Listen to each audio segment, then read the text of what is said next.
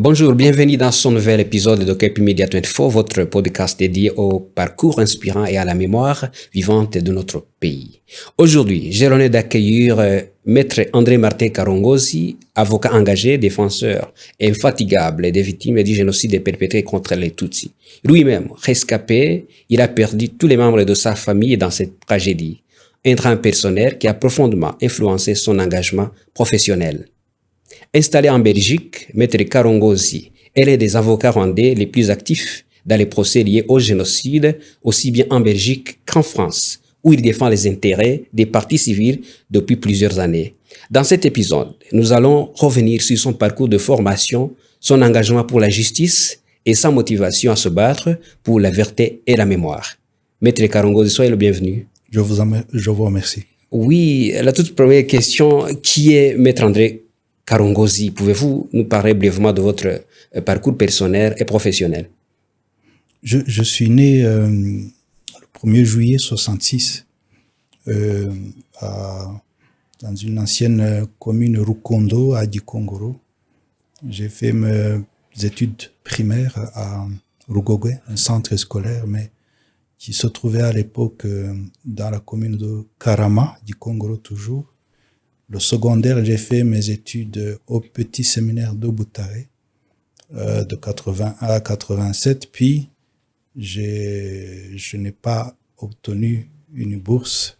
Là, vous vous rappelez sans doute de l'équilibre ethnique, donc je suis aussi victime de ça à cette époque, mais j'ai travaillé dans l'administration et puis 88, j'ai entamé des études d'adjoint technique de la statistique. Là, il n'y avait pas d'équilibre qu'on appliquait, équilibre ethnique. Il y avait un concours qui était préparé en France, qui était corrigé en France. Et puis, cette école, le centre de formation des adjoints techniques de la statistique était financé, entre autres, par le Fonds européen de développement. Et puis, à l'issue de cette formation de 2 ans, j'ai été engagé à la Caisse sociale du Rwanda à l'époque. Mais je ne suis pas resté longtemps puisque 3 mois après, dès l'attaque du FPR, j'ai été chassé. Et voilà, après, j'ai passé des mois de chômage. Pendant cette période, mon père fut arrêté parmi les soi-disant complices du FPR. Et puis c'est en 92 que j'ai décidé d'aller en Belgique. Je me suis fait aider, entre autres, par la conviction de mon père, aussi par quelques amis, dont un certain Jean de Dieu Kabundi et sa femme Christine Uzamukunda, qui m'ont aidé non seulement à obtenir le visa, mais encore à passer à l'aéroport. Plus tard, j'ai fait mes études de droit. Je rêvais de ça depuis longtemps. En Belgique, aux facultés universitaires Saint-Louis, ce qu'on appelait les candidatures, les 3 premières années, puis les 2 dernières années à Louvain-la-Neuve, à l'Université catholique de Louvain. Puis je suis allé en Angleterre faire une spécialisation en droit international. Et c'est à l'issue de cette formation que j'ai entamé la profession d'avocat au barreau de Bruxelles depuis 2005. Et figurez-vous, j'ai commencé par le procès dit de Kibungo, impliquant Samuel Ndashikirwa, Nzabonimana, Étienne, qui étaient des commerçants à Kibungo. Mais depuis lors, j'ai fait tous les procès en Belgique concernant le génocide commis sur les Tutsis au Rwanda en 1994. Plus tard, j'ai fait aussi les cours d'assises à Paris à partir de 2021.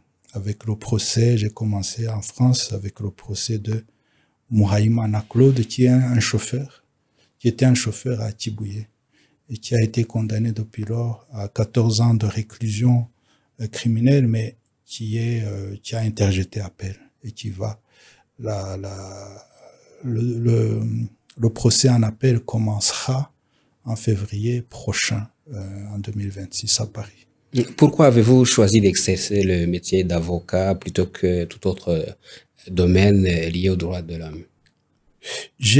C'était vraiment un choix, un rêve depuis longtemps.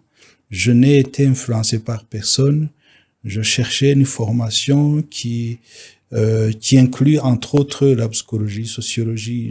Je voulais quand même, je me disais que je serais père et que j'aurais besoin de ça aussi pour éduquer mes enfants. Mais je ne voulais pas faire la psychologie comme telle, sociologie comme telle. Et puis, c'est une idée qui est née aussi de ce que j'ai connu comme éducation chez moi, à la maison, chez mes grands-parents. La recherche de la justice, d'être correct, d'apporter sa pierre à, je vais dire, à améliorer les choses. C'était vraiment une idée personnelle qui ne m'a jamais été imposée. J'ai trouvé que donc, dans la formation de droit, qui inclut aussi ces autres sciences, la sociologie, philosophie, psychologie. Et c'est pour ça que j'ai fait le droit. Je ne regrette pas. Votre parcours académique s'est-il construit en lien direct avec votre vécu personnel ou est-ce un chemin qui s'est précisé avec le temps? Justement, comme je vous disais, je rêvais à l'école secondaire, par exemple, alors qu'on n'était pas guidé pour choisir les ouvrages qu'on lisait. J'avais déjà lu Martin Luther King, j'avais lu Gandhi, j'avais lu Martin Gray, au nom de tous les miens. Je vous dis, Saint-Exupéry aussi, mais tout ça, bien sûr, on avait de très bons professeurs. Mais l'idée de faire le droit est venue petit à petit. Mais jeune, j'étais aussi scout, j'étais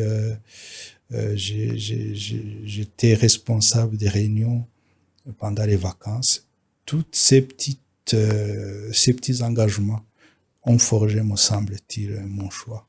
Qu'avez-vous à dire du tout premier procès en Belgique? C'était en 2001, procès dit de Boutaré. C'est ça. Je n'étais pas encore avocat parce que je suis avocat depuis 2005.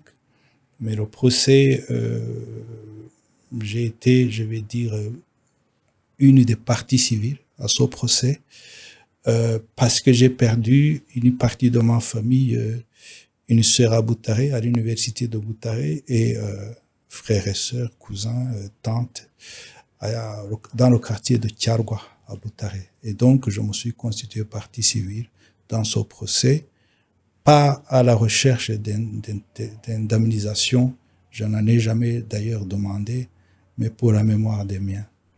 Et quelles ont été les influences majeures de votre décision de vous spécialiser dans les affaires liées au génocide contre le Tutsi? Disons que j'étais déjà depuis 94, juillet 94, j'étais impliqué dans la création de l'association Ibuka. Ibuka, Mémoire et Justice, qui a été fondée en Belgique le 16 août 94. Et donc, chaque année, on s'est beaucoup, on s'est fait aider par les gens des communautés, issus des communautés arméniennes de Belgique, des communautés juives de Belgique, mais d'autres personnes aussi qui n'ont pas hésité à s'engager pour la mémoire des nôtres.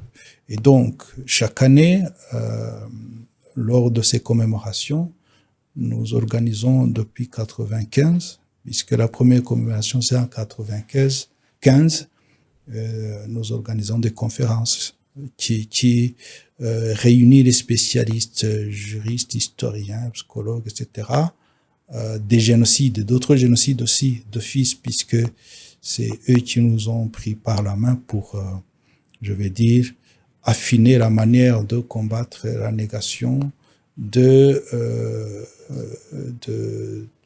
poursuivre d'une manière ou d'une autre les auteurs, les commanditaires du génocide. Et donc, j'ai beaucoup appris depuis 94. Et donc, je deviens avocat plus tard en 2005. J'avais de très bons contacts avec certains avocats spécialisés dans ce domaine, beaucoup d'historiens qui nous aident énormément. Ce qui fait que c'était pas en 2005, quand le deuxième procès a commencé, je n'ai pas hésité à défendre les parties civiles, étant donné l'expérience que j'avais déjà acquise via Ibuka, dont j'ai été membre de plusieurs conseils d'administration et ancien président. Quelles sont les spécificités juridiques des procès de génocide menés en Europe? Spécificité juridique. Bien sûr, le génocide ne peut pas être jugé par un pays qui ne sait pas, je vais dire, procurer les outils nécessaires, c'est-à-dire les lois de compétence universelle. Étant donné que le génocide a été commis au Rwanda, pour pouvoir le juger les auteurs du génocide, les complices, etc., il faut avoir une loi qui vous autorise à juger les faits qui sont à plusieurs kilomètres. La Belgique, la France, c'est plus de 8000 kilomètres, 10 000 kilomètres.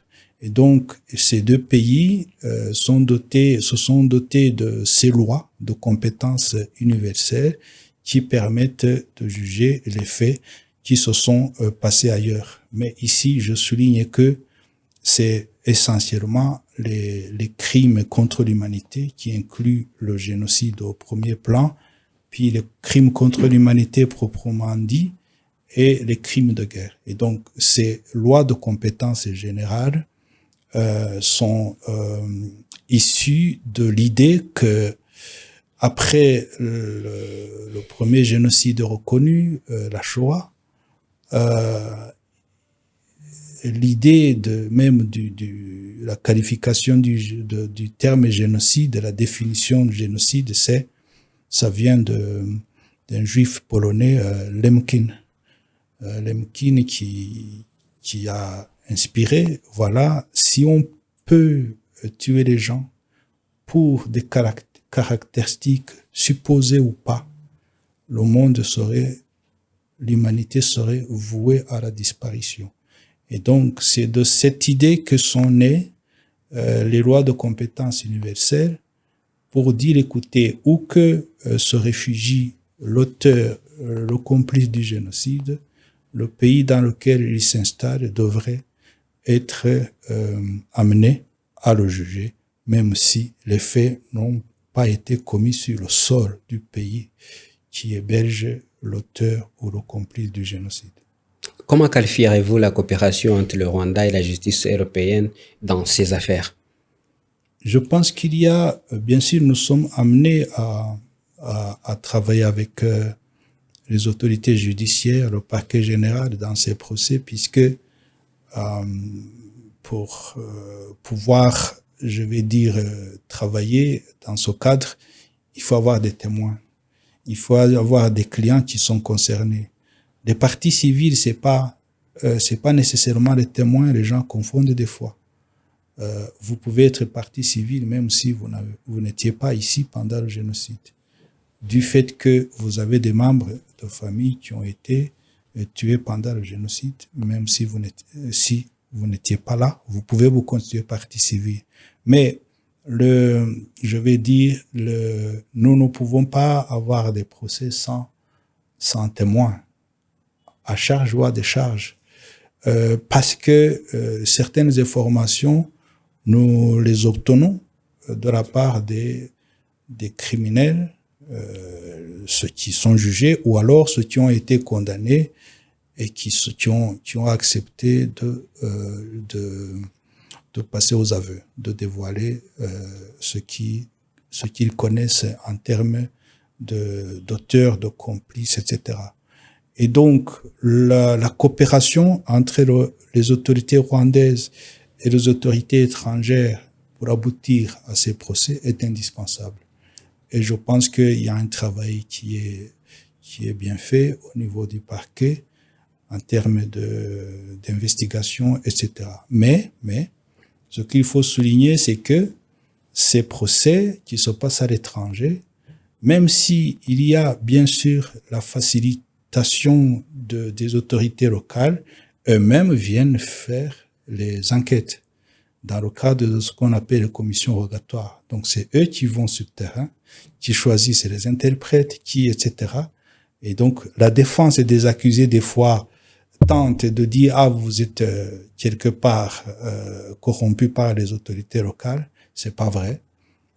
Damien Van der Merch, qui est un ancien juge d'instruction, le premier qui a fait les enquêtes sur le génocide, lesquelles enquêtes ont abouti aux procès qui ont commencé en Belgique à partir de 2001.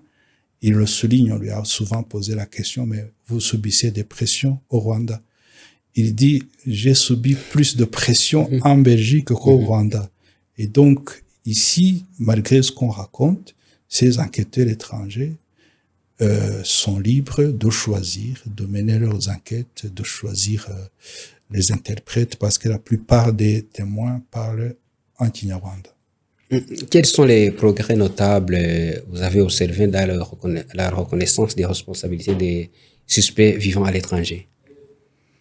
C'est déjà les procès, les arrêts, donc à l'issue de ces procès, les arrêts qui sont rendus par les cours d'assises respectives en France et en Belgique, c'est des arrêts, je vais dire, d'une importance capitale. Les jugements ont été rendus par des gens qui n'ont rien à voir avec les parties civiles ou alors les accusés. Et donc, l'impartialité ne peut pas être remise en question. Et donc, ça, c'est des procès historiques, donc qui engagent la communauté internationale qui a été défaillante pendant le génocide. Et donc, c'est quelque part une correction des erreurs qui ont mené au génocide, de la non-intervention des États alors que ils étaient obligés d'intervenir à partir du moment où ils savaient qu'un génocide était en cours.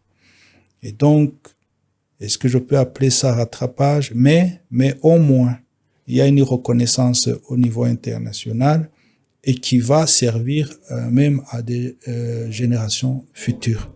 Ces procès sont la plupart enregistrés à la demande des organisateurs de ces procès pour que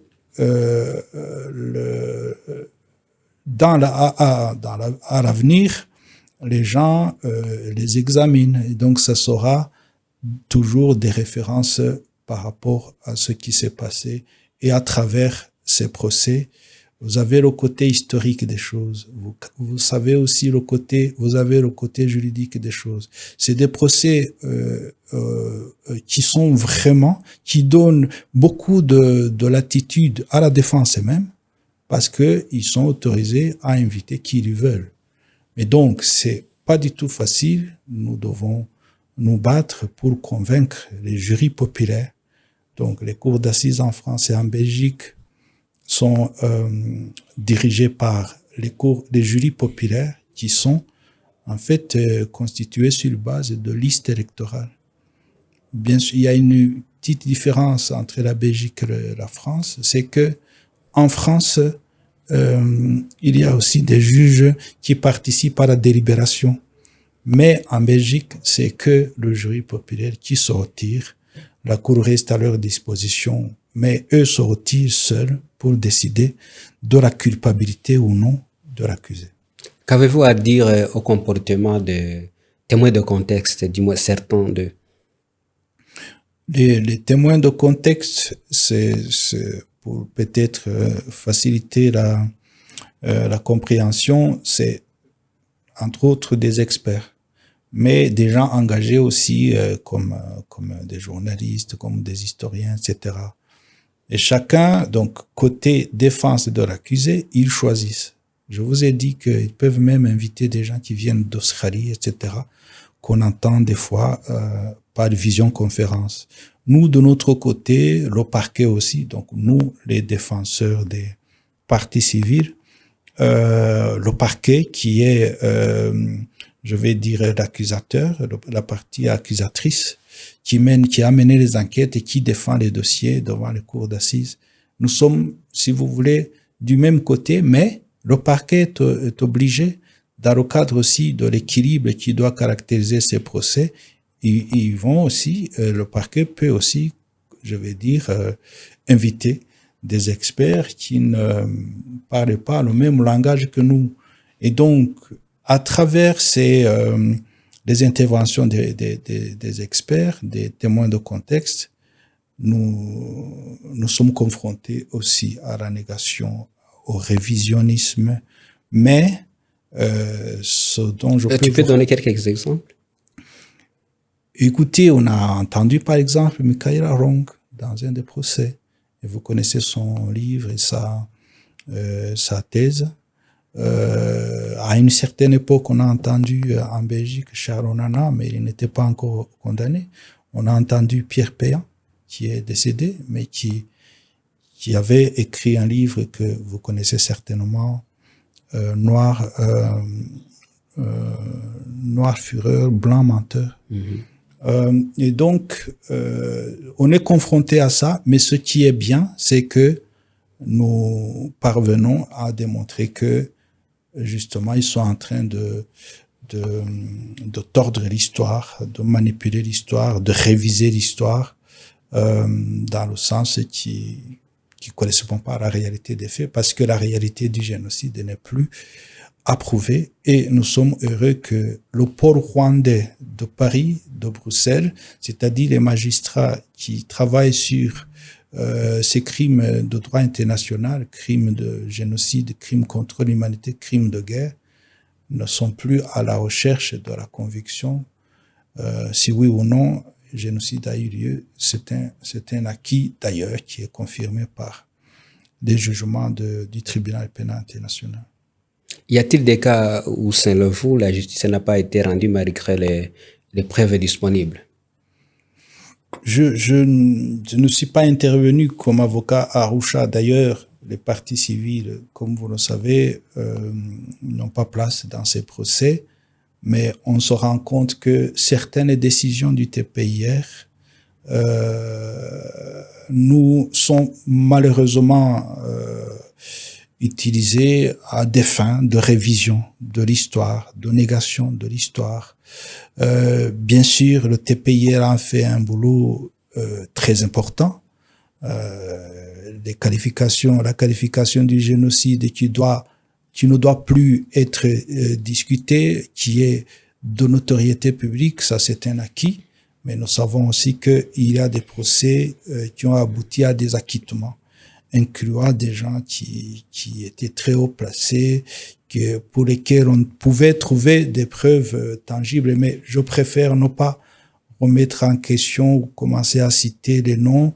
Mais toujours est-il que, par exemple, un exemple important qui revient dans pratiquement tous les procès, c'est qu'on dit il n'y a pas eu de planification. Bagosora on n'a pas retenu l'entente pour commettre un génocide. Et donc ça revient, mais ça n'empêche pas à ces juridictions françaises et belges de prendre leurs décisions en toute indépendance. En tant qu'avocat rescapé du génocide perpétré contre le Tutsi, comment prenez-vous à garder une certaine distance émotionnelle dans les dossiers? Il y a à la base de la déontologie, c'est les règles qui s'imposent à nous comme avocats. Déontologie comme avocat. Comme les médecins aussi ont leur déontologie d'autres métiers. C'est-à-dire que moi, je peux pas être complice de mes clients. Je dois garder aussi mon indépendance. Autre chose, c'est que je ne peux pas être à la fois avocat et victime. Donc, je ne mélange jamais ça. Donc, ça, c'est le recul nécessaire pour, je vais dire, être l'auxiliaire de la justice. Nous sommes des auxiliaires de la justice. Alors, contenir son émotion, à un certain moment,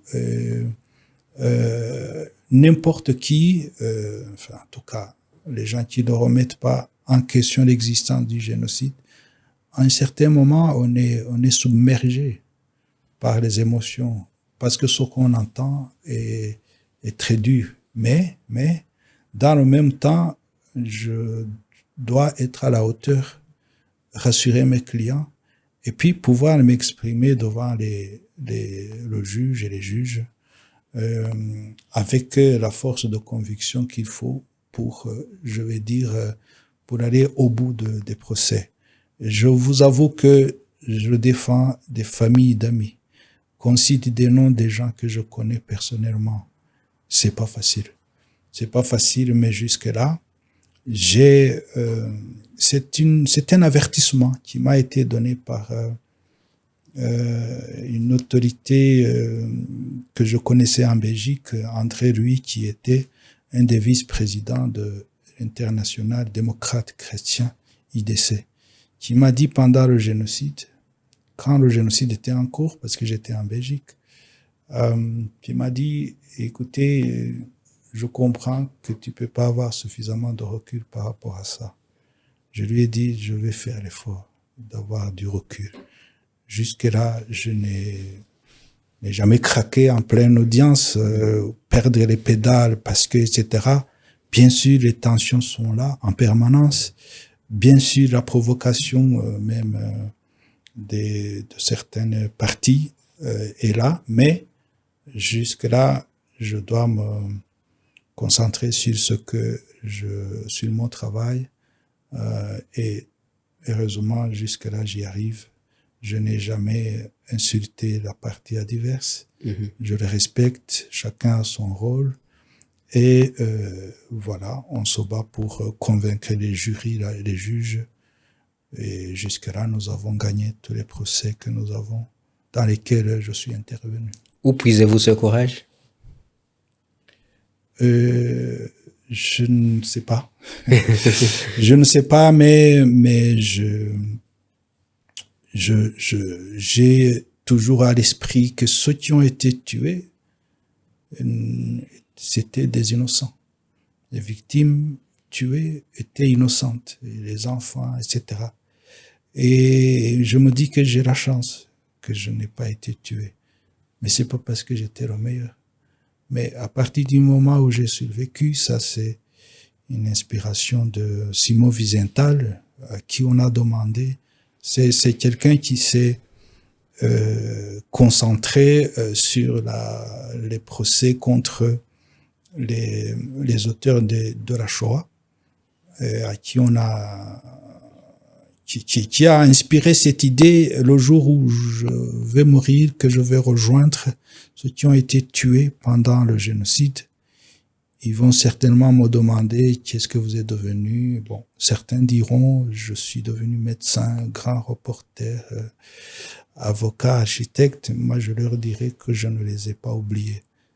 Je pense que c'est ça qui me motive.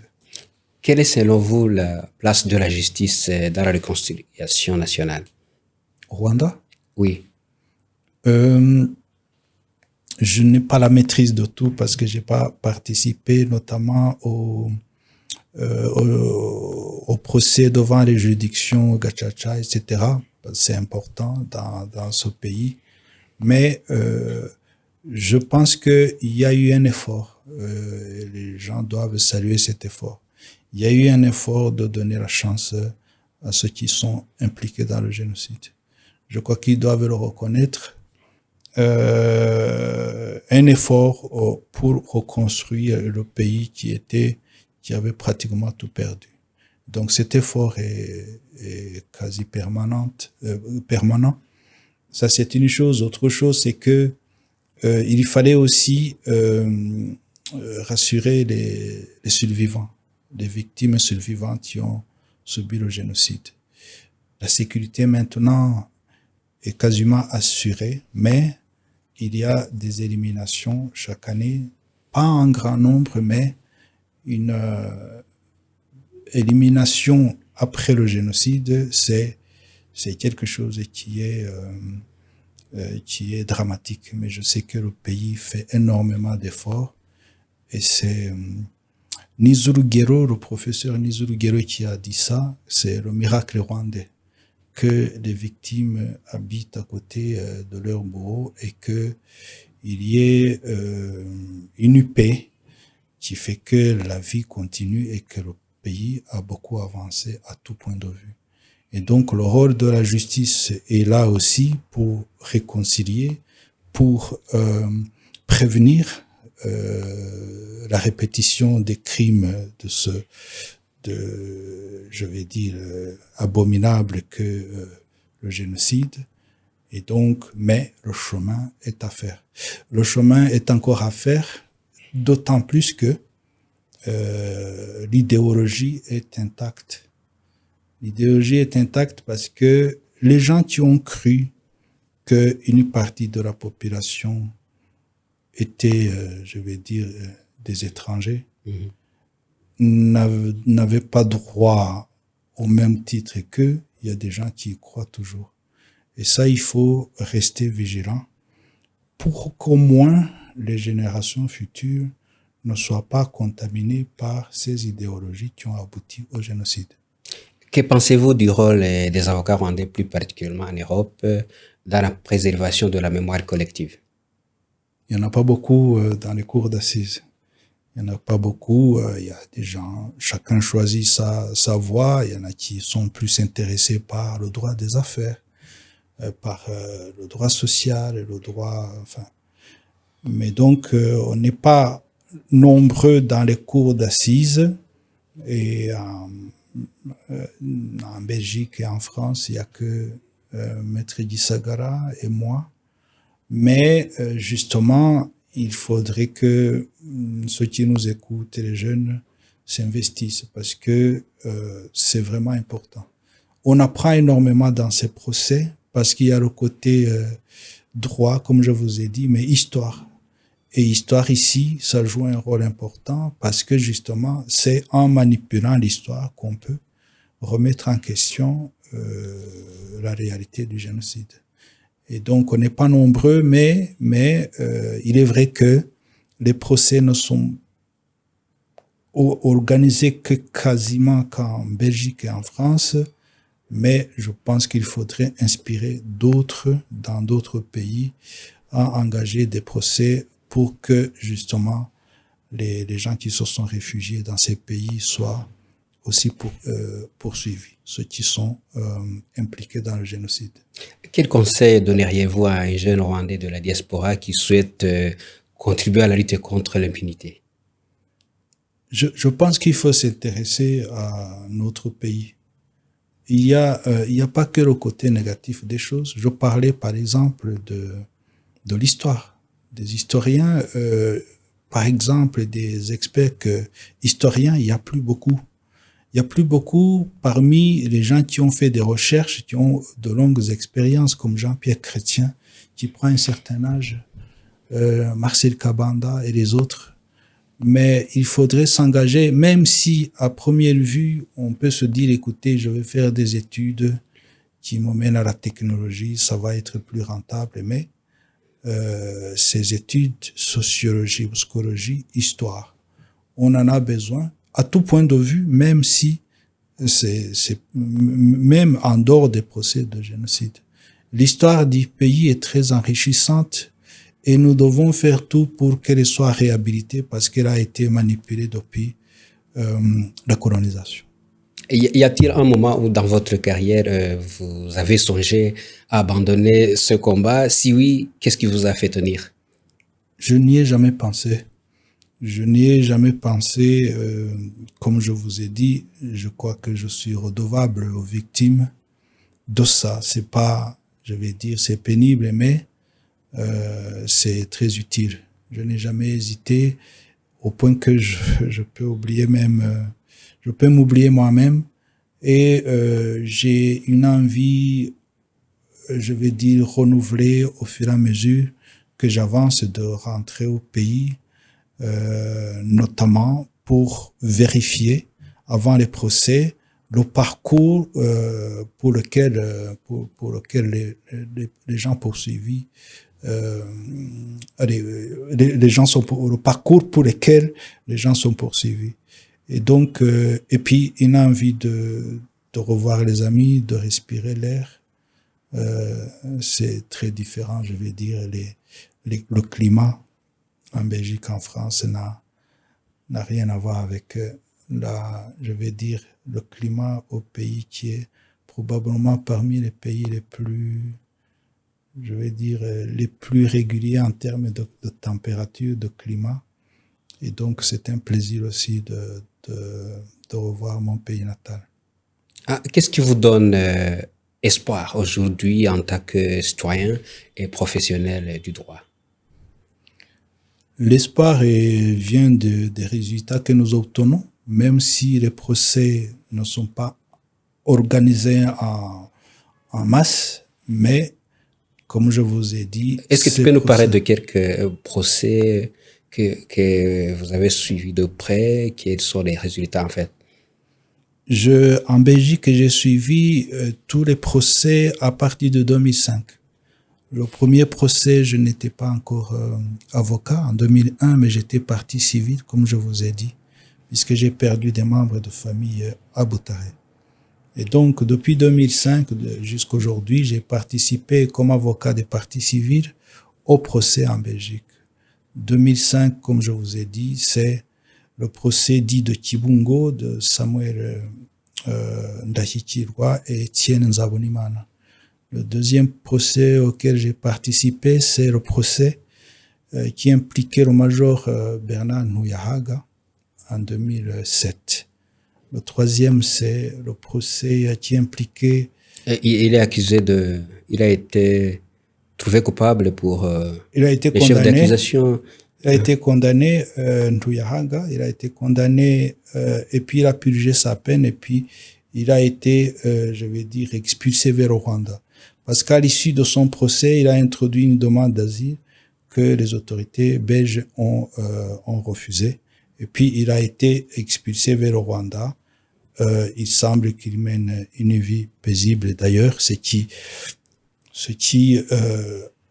est en totale contradiction avec les idées reçues de la part notamment des génocidaires de leurs proches, que le Rwanda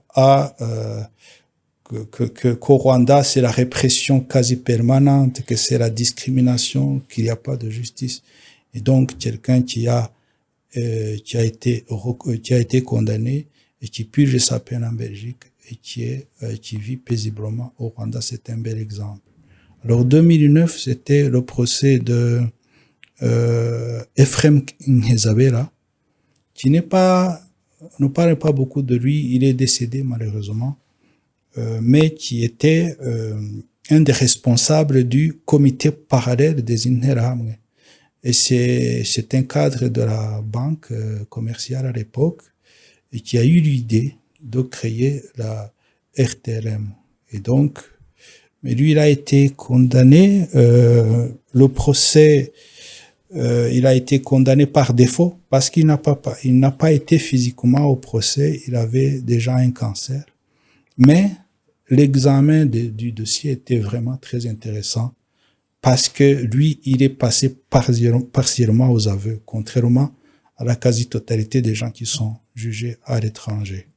2019, c'est le procès de Fabien Neretse, et c'est la première fois que la Belgique condamne sur base de chef d'accusation génocide. Qui est celui-là?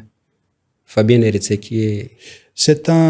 Il est ressortissant d'une localité appelée Mataba, à Ruhengeri, mais c'était une personnalité importante du pays. Il a dirigé des ONG, mais c'était une personnalité au point que il était même, on raconte que même les Nzirorera, qui est une des personnalités de l'époque, il fut ministre de Travaux publics. Et donc, Neretse était tellement important qu'on raconte que même Nzirorera ne l'impressionnait pas, alors que nous savons que Nzirorera faisait partie... Il était l'homme fort du moment. C'est ça. Et qu'il faisait partie de ce qu'on a appelé le réseau zéro à Kazoo. Mais pour vous dire la place, l'importance de cette personnalité, Fabien Neretse, c'est justement parce que... Il a été condamné? Il a été condamné, mais il est mort. Il est mort également. Mhm. Il est mort il y a quelques années, une mort naturelle. Mhm. Voilà, ça c'est 2019. Alors 2023, c'est le procès de deux autres personnes, Séraphin Troahirwa et Bassawose, qui viennent aussi de Gisenyi, sont proches d'Akazu. On dit que Séraphin Troahirwa est proche de l'ancienne première dame, Agathe Kanziga, et donc, mais qui a tué énormément ici à Gatenga, Gikondo, etc. Bassabose était quelque part le financier de l'ancien régime. Il avait les premiers bureaux de change, et donc c'était une caisse, si vous voulez, de l'ancien régime. Et lui est en vie, mais c'était spécial ce procès parce que lui, il a été condamné alors qu'il a un problème de santé mentale. Si vous voulez comparer avec la décision je vais dire, du mécanisme qui a remplacé le TPIR par rapport à Kabuga, qu'on a décidé momentanément de ne pas juger parce que il avait des problèmes de santé mentale. En Belgique, ils ont condamné Bassabose alors qu'il a un problème de santé mentale parce qu'ils ont jugé qu'au moment des faits, il était maître de ses faits et actes. Voilà. À titre personnel, maître, est-ce que vous avez pu avoir une famille? Qu'est-ce qui vous donne le courage? Quel espoir d'avenir que vous avez? Là, je n'oublie pas le dernier procès, c'est pas le dernier, mais je vais dire le dernier en date, c'est le procès impliquant Emmanuel Nkunzuwimye qui est surnommé Bomboko en 2024. Ça, c'est en Belgique. Mais en France, j'ai fait d'autres procès pour terminer dans cet ordre. Oui. Depuis 2021, le procès de Claude Mouhaïmana qui passe en appel au mois de février prochain. Et puis j'ai fait le procès de l'ancien préfet de Gikongoro, Laurent Boukibaruta. J'ai fait également les procès de Bigouma, c'est un adjudant-chef de la gendarmerie, Hategekimana, qui était à Nyanza. Et puis les procès du docteur Sostene Munyemana. Et le boucher de Boutere Kamana. C'est ça, dont on vient de condamner la peine en appel, 24 ans de réclusion criminelle, mais également le procès de Eugène Rwamucho, qui a été condamné à 27 ans de réclusion, mais qui passe en appel l'année prochaine à partir du mois de juin.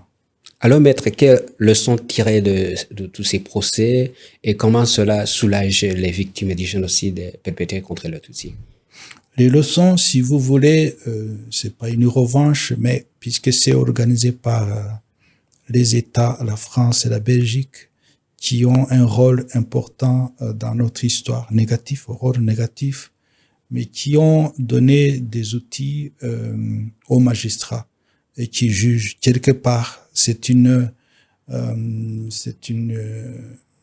remise en question qui est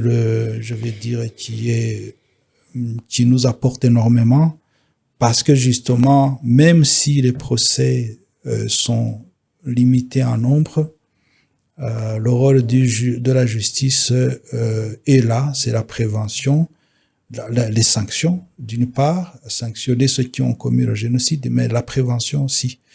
C'est-à-dire que les gens qui se sont réfugiés dans ces pays, quand bien même le temps est passé, 31 ans après, peuvent encore être poursuivis et j'espère que ça va continuer dans le temps.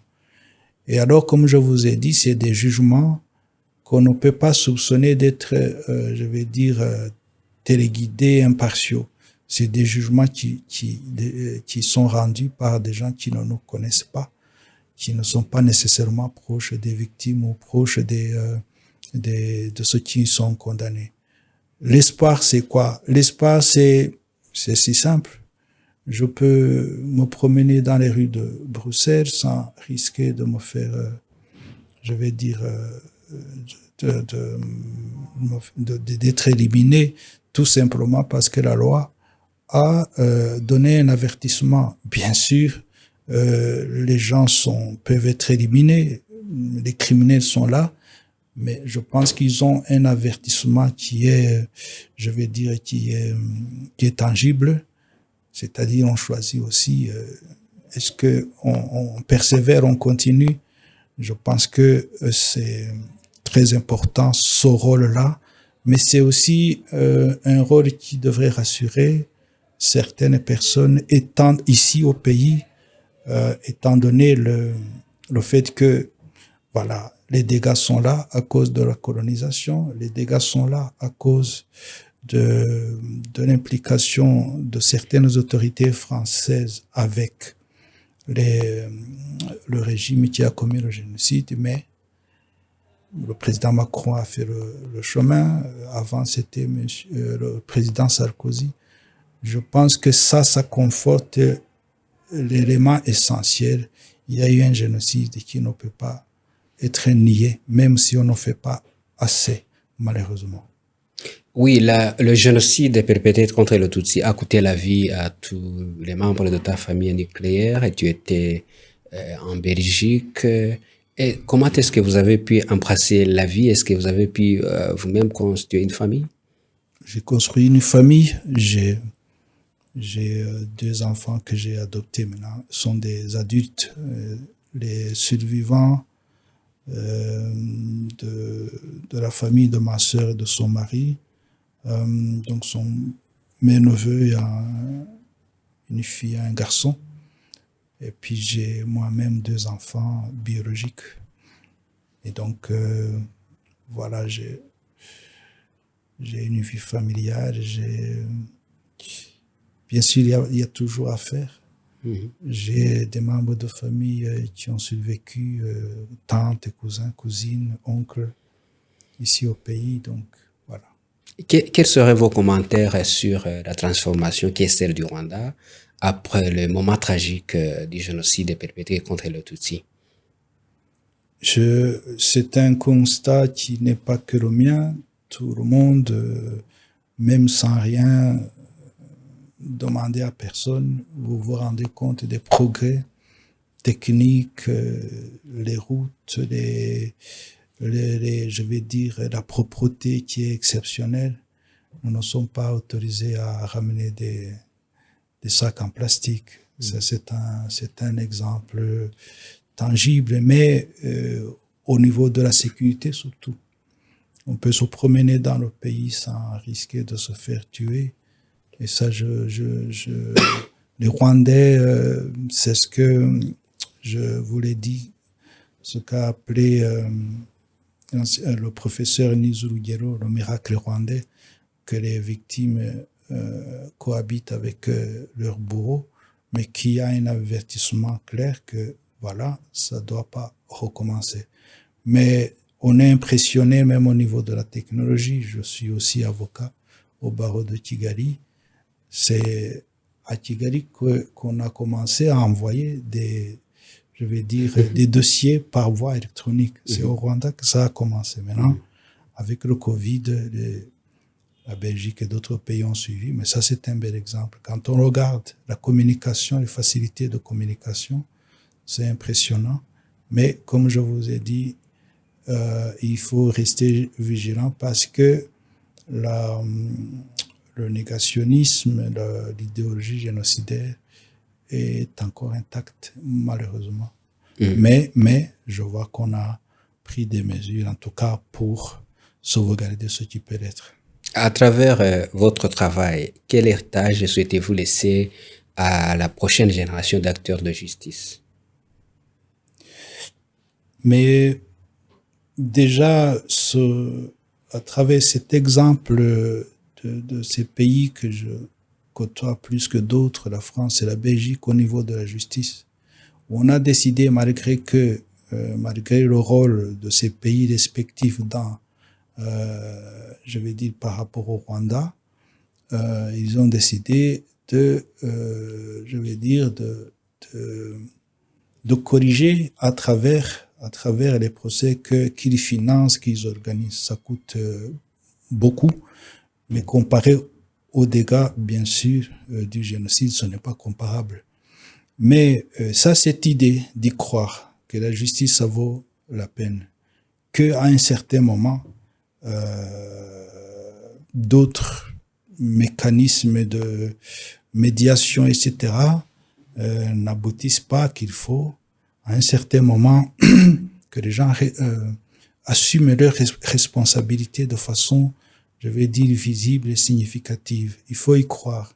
Mais autre chose, il faut tendre aussi à évoluer positivement. Ce droit doit aussi évoluer par rapport à l'actualité. Maintenant, les cyberattaques, la technologie, Internet, etc., poussent aussi à d'autres infractions, délits, crimes à travers la technologie. Il faut donc s'adapter au fur et à mesure, mais avoir comme en quelque sorte horizon la vérité, la justice.